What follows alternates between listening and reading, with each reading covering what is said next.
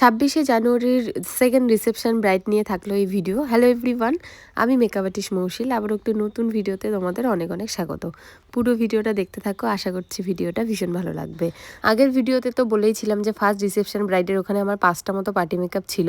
তো ওখানে reception ব্রাইডকে ready করে 2টা মতো পার্টি মেকআপ করে আমি বেরোয় পড়ছিলাম সেকেন্ড ব্রাইডের উদ্দেশ্যে। তো এখানে এসে আমি এই ব্রাইডকে রেডি করে তারপর কিন্তু আবার গেছিলাম ওখানে পার্টি মেকআপ করার জন্য। তো প্রথমেই কিন্তু আমি জিজ্ঞেস করে নিয়েছিলাম যে কীরকম লুক আমার কাছ থেকে চায়। তো বলছিল যে সিম্পল আর স্যাটেল একটা লুক, বেশি যাতে হ্যাভি না হয় সেই হিসেবেই আমি মেকআপ, আই মেকআপ থেকে শুরু করে লিপস্টিকটা রাখার চেষ্টা করেছি একদম সিম্পল।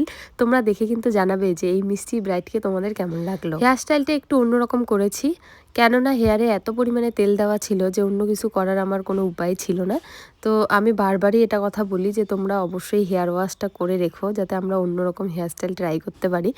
এক গাদা মাথার মধ্যে তেল থাকলে কিন্তু কোনো কিছুই হেয়ার স্টাইল করা সম্ভব না।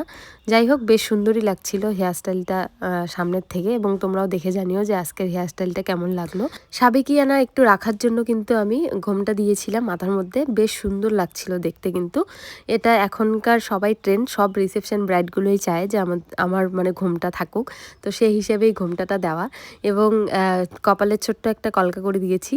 তোমরা ওভারঅল লুকটা কিন্তু দেখে জানাবে যে তোমাদের আজকের এই রিসেপশন ব্রাইডকে তোমাদের কেমন লাগলো স্পেশালি, এবং ব্রাইডের কাছে অবশ্যই শুনে নিব যে ব্রাইডের কেমন লেগেছে।